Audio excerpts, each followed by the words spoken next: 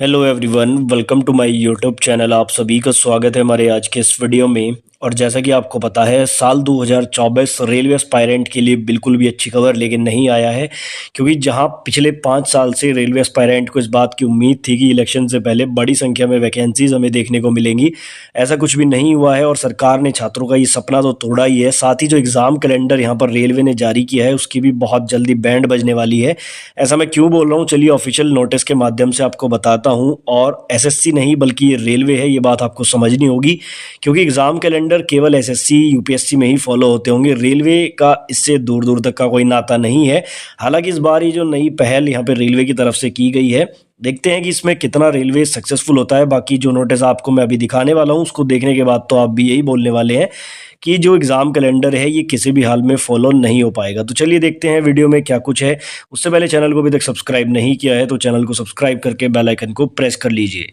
Friends, अगर आप लोग आरपीएफ कांस्टेबल एसआई की तैयारी कर रहे हैं तो प्रीवियस ईयर क्वेश्चंस को करना कितना इंपॉर्टेंट है आप सभी जानते हैं। और किरण पब्लिकेशन की तरफ से 41 सेट यहां पर प्रोवाइड किए गए हैं, जिसमें टीसीएस के प्रीवियस ईयर क्वेश्चंस आपको विद सॉल्यूशंस देखने को मिल जाते हैं। उसके अलावा यहाँ पर एक और बुक है जिसमें 23 सेट्स आपको देखने को मिलते हैं, जो कि एसआई के लिए है, तो ये भी आप लोग यूज कर सकते हैं। उसके अलावा अगर आप प्रैक्टिस करना चाहते हैं तो आप किरण पब्लिकेशन की सब इंस्पेक्टर एसआई की वर्कबुक और साथ ही कांस्टेबल के लिए जो प्रैक्टिस वर्कबुक है इनका यूज कर सकते हैं। यहाँ पर भी आपको अच्छी खासी संख्या में सेट देखने को मिल जाते हैं, साथ ही आपको डिटेल सॉल्यूशन भी देखने को मिलते हैं। डायरेक्ट परचेज लिंक मैं आपको डिस्क्रिप्शन में दे दूंगा, या फिर आप चाहें तो अपने नजदीकी बुक स्टोर से भी इनको परचेज कर सकते हैं।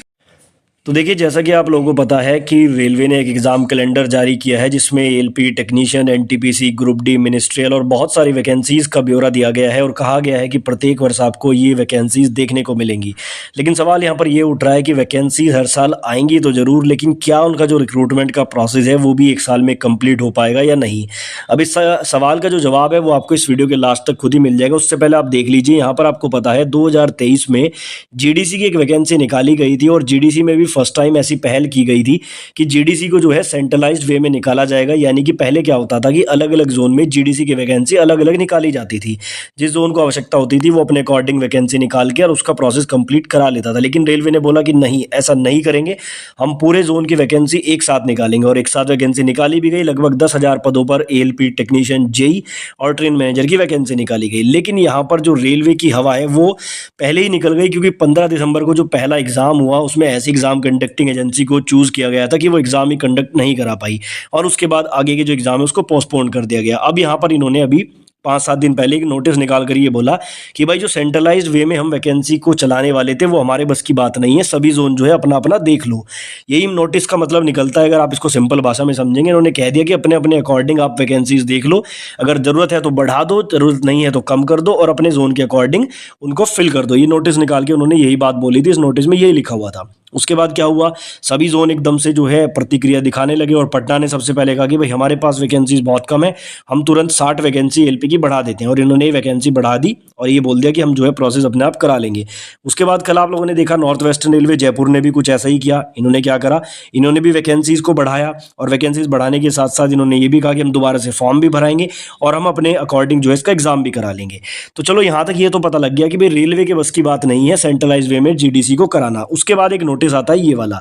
अब ये नोटिस इंपॉर्टेंट क्यों हो जाता है इसको समझ लो। 4 मार्च 2024 का नोटिस है, सभी जनरल मैनेजर को लिखा गया है रेलवे बोर्ड की तरफ से या फिर मिनिस्ट्री ऑफ रेलवे की तरफ से। कहा गया है कि general departmental competitive exam for filling अब 25% net direct recruitment quota vacancy in group C category extension of currency up to 31/3/2026। अब इसका क्या मतलब है, इन्होंने क्या कहा है, देखो इन्होंने ये बात बोली थी जब इन्होंने सेंट्रलाइज्ड वे में कराने की बात कही थी, तो इन्होंने कहा था कि 31/3/2024 तक जितनी वैकेंसी है उसको अंडर में ले लो, और उसको हम जो है प्रोसेस को 2023 वाले को जल्दी ही कंप्लीट करा लेंगे, और जितनी आवश्यकता हमें 31/3/2024 तक है वो हमारी पूरी हो जाएगी। और इसके बारे में इन्होंने यहाँ पर ये जो है वैकेंसी निकाली हुई थी। अब ये क्या कह रहे हैं, अब ये कह रहे हैं कि the matter regarding further extension of currency of the scheme has been considered by the board. It has been decided that the currency of GDC scheme may be extended for further period of 2 year. यानी कि इन्होंने खुद ये बात मान ली है कि हम इतनी जल्दी एग्जाम का प्रोसेस कंप्लीट नहीं करा सकते, इसलिए 31/3/2024 2026 तक की वैकेंसी को आप इसके अंडर में ले लो जितनी आवश्यकता है, और उसके अंडर में लेके आप इसका प्रोसेस कराते रहो। यानी कि ये खुद रेलवे इस बात को मानना है कि भाई 2026 से पहले हम जीडीसी की भर्ती कंप्लीट करा ही नहीं सकते। और जब भी आपको पता है कि केवल 10,000 पदों पर वैकेंसी आई थी और सिर्फ 2 लाख फॉर्म है उसमें, इतने ज़्यादा भी नहीं है, 2 लाख बच्चों का पेपर भी ये लोग नहीं करा पाए और 2026 तक इसको एक्सटेंड किया गया। तो अब आपको आपके सवाल का जवाब मिल गया होगा कि जो रेलवे ने एग्जाम कैलेंडर ओपन मार्केट का जारी किया है उसमें आपने देखा एएलपी में ही 19 लाख प्लस फॉर्म आए हैं। तो 19 लाख लोगों का पेपर, और अभी टेक्नीशियन का आने दो कल परसों में, उसमें भी लगभग 15 लाख प्लस फॉर्म आएंगे। उसके बाद ग्रुप डी आने दो, एनटीपीसी आने दो, ठीक है, कम से कम 2 करोड़ के आसपास ये डाटा जब जाएगा तो आप खुद आइडिया लगा लीजिए कि रेलवे कैसे एक साल के अंदर इतनी सारी भर्ती को कंप्लीट कराएगा। हालांकि अगर करा लेता है तो ये कोई अजूबे से कम नहीं होगा, लेकिन मुझे नहीं लगता है कि इन हालातों में ऐसा कर पाना रेलवे के लिए संभव होगा। एसएससी के लिए संभव हो सकता है, लेकिन रेलवे के लिए ऐसा संभव मुझे नहीं लगता है। आप इस बारे में क्या राय रखते हैं कमेंट बॉक्स में जरूर बताएं। साथ ही अगर आप मेरी बातों से सहमत हैं तो भी कमेंट बॉक्स में जरूर बताएं।